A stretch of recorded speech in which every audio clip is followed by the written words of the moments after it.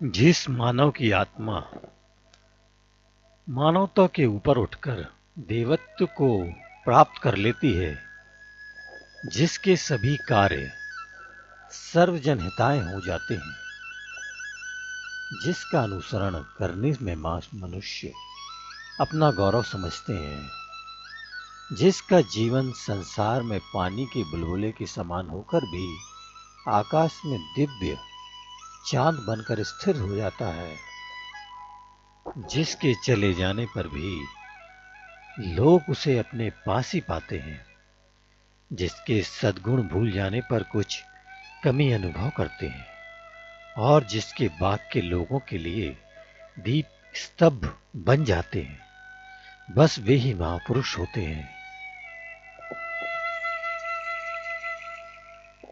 सहस्त्रों वर्षों के बाद भी देवान प्रियदर्शी सम्राट अशोक उन्हीं महापुरुषों में गिने जाते हैं।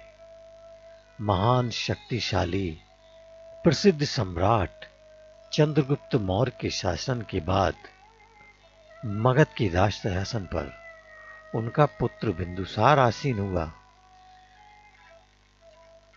इसका राज्यकाल ईसा पूर्व 279 से 269 के बीच तक 20 वर्ष ही।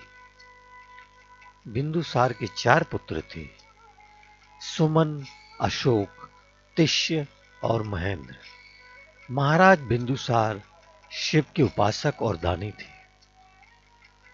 उनके विषय में कहा जाता है कि वे प्रतिदिन 60,000 ब्राह्मणों को दान देते थे तथा ब्राह्मणों की उन्नति में यथाशक्ति सहयोग देते थे।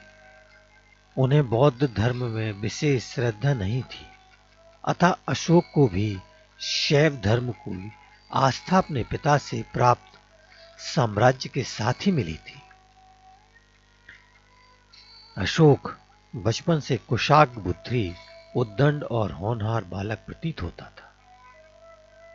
उसकी हस्तकलाओं को देखकर एक ज्योतिषी ने यह भविष्यवाणी की थी, यह बालक एक यशस्वी सम्राट बनेगा।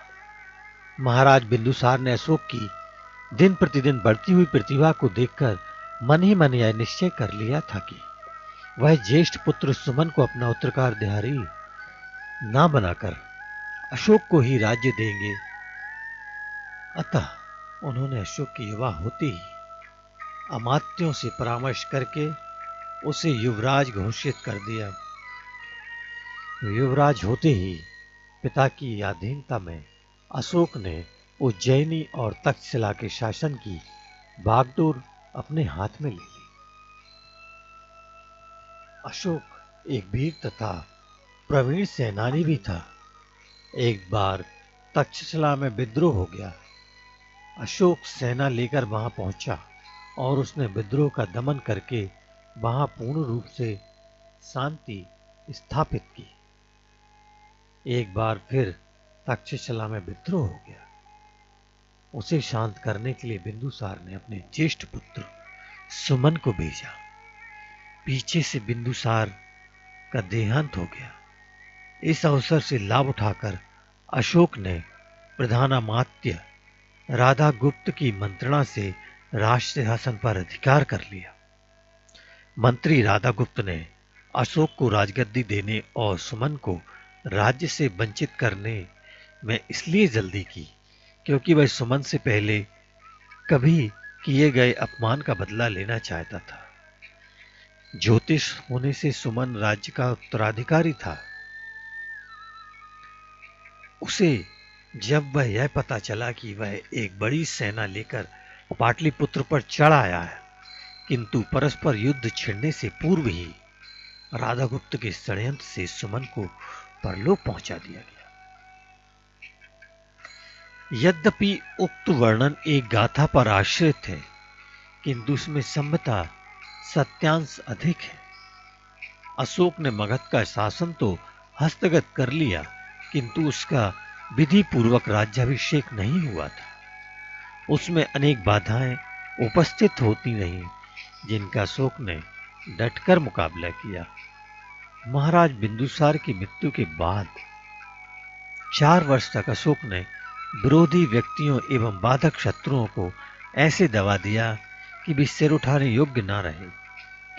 तब ईसा पूर्व 269 में अशोक की बड़ी धूमधाम से राज तिलक हुआ। राजा बनते ही वे अपने पिता के समान नित्य हजारों ब्राह्मणों को दान देते, पुण्य कार्य करते और धर्मपूर्वक आचरण करते थे। इस राज्य की सुव्यवस्था में चंद्रगुप्त मौर्य की योग्यता, चाणक्य की नीति और बिंदुसार के सुप्रबंध का पूर्ण योगदान था।